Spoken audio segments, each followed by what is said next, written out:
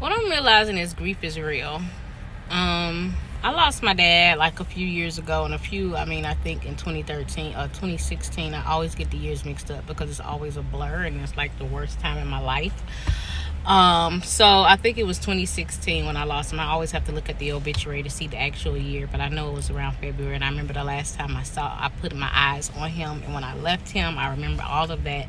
But the days and the dates get a little funky for me. Like, I know he passed on like a Tuesday, early morning Wednesday. I know I left him on a Monday.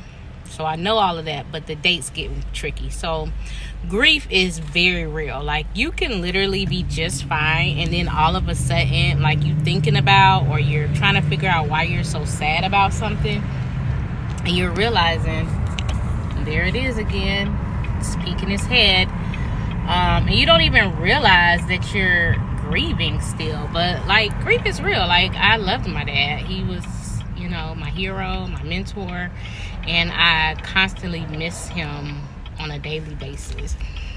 But also relationship grief, like wanting or expecting something from a relationship and not getting it, and being okay with how it is.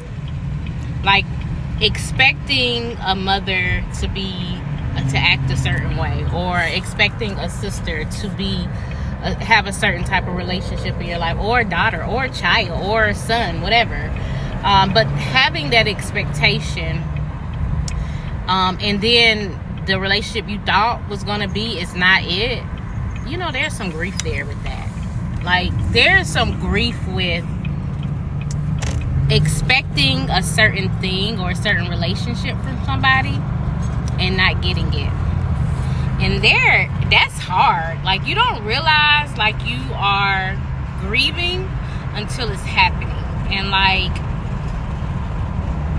accepting where it is you are, and knowing that you've done all you can in that particular situation or in that relationship, and knowing it will never be the way you intended it to be. Difficult. That is a different type of grief. It's a different type of